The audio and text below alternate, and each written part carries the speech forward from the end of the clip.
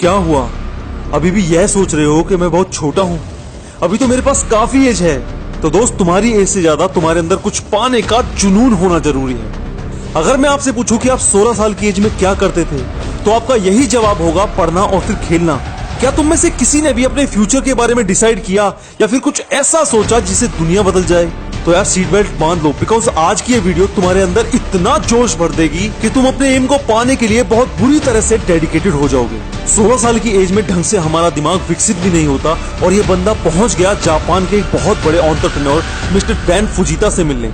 लेकिन ऐसा कौन सा बिजनेसमैन होगा जो 16 साल के बच्चे से मिलकर अपना टाइम खराब करेगा, और वो भी मिस्टर डैन फुजीता, जो कि मैकडोनाल्ड्स को सबसे पहली बार जापान में लेकर आए। जब कई कोशिशें करने के बाद भी इस बंदे को मिस्टर फुजीता से मिलने नहीं दिया गया, तो ये 16 साल का बच्चा उनके घर ही पहुंच गया। काफी देर तक वॉचमैन से बहस करने के बाद मिस्टर फुजीता की नजर उस बच्चे पर पड़ी और उन्होंने उसे अंदर आने को कहा। और अंदर आने के बाद उन दोनों में 15 मिनट तक एक मीटिंग हुई। उस 15 मिनट की मीटिंग में पता नहीं ऐसा क्या हुआ, इस बंदे को मानो किसी चीज की जैसे भूख ही लग गई। कुछ सालों के बाद उसने पैसा इकट्ठा करके 1981 में सॉफ्टबैंक नाम से एक कंपनी स्टार्ट की। और जब यह कंपनी 2 से 3 महीने की हुई, जापान में एक कंज्यूमर्स इलेक्ट्रॉनिक शो हुआ। उस शो के दौरान इस बंदे ने बड़ी बड़ी और फेमस कंपनीज जैसे सोनी और तोशिबा के साथ में ज्यादा पैसा खर्च करके सबसे बड़ा बूथ लगाया, जहां बड़ी बड़ी कंपनीज टिकट देकर अपने बूथ में लोगों की एंट्री करवा रही थी। वहीं पर यह बंदा अपनी सारी एसेट खर्च करके लोगों की एंट्री अपने बूथ में फ्री में करवा रहा था। आसपास के सभी लोग उस पर हंस रहे थे और उसे पागल और बेवकूफ बता रहे थे।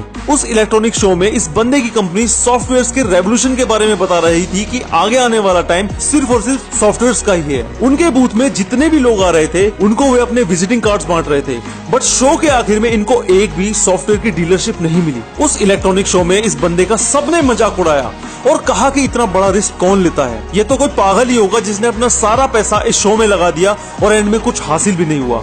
उस इलेक्ट्रॉनिक शो के कुछ हफ्तों बाद ही उनको एक कंपनी से कॉल आया और उन्होंने बोला कि हमें अपने कंप्यूटर्स के लिए सॉफ्टवेयर्स की जरूरत है, क्या आप सॉफ्टवेयर प्रोवाइड करवा सकते हो?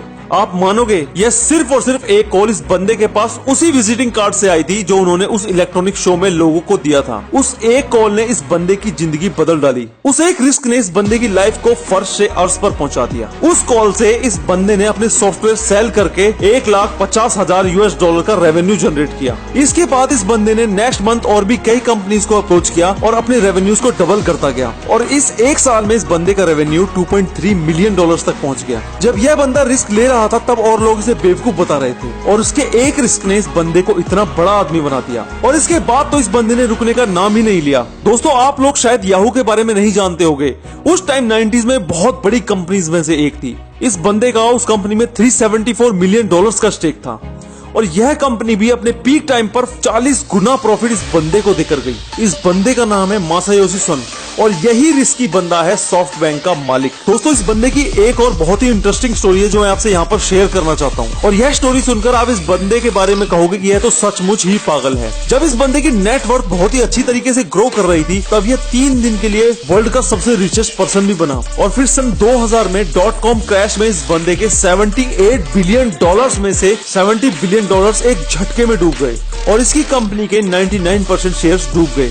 उसके बाद इस बंदे ने अपने $30 मिलियन का फिर से रिस्क लेकर एक छोटे से स्टार्टअप अलीबाबा में इन्वेस्ट किया और वो छोटा सा स्टार्टअप आज वर्ल्ड में one of the most valuable companies में से एक है। आज सॉफ्टबैंक के सीईओ का स्टेक 2240 गुना यानी $130 बिलियन हो चुका है। आज के टाइम में सॉफ्टबैंक ने स्नैपडील, फ्लिपकार्ट, पेटीएम, ओला और ओयो में सबसे ज्यादा इन्वेस्टमेंट कर रखी है। यह बंदा बर्बाद होते होते फिर से कामयाब हुआ और फिर से बर्बाद होते होते फिर से कामयाब हुआ। मिस्टर सन कहते हैं कि लाइफ बहुत छोटी है, इसलिए हमेशा कोशिश करो कि बहुत बड़ा करके अपना नाम छोड़ जाओ।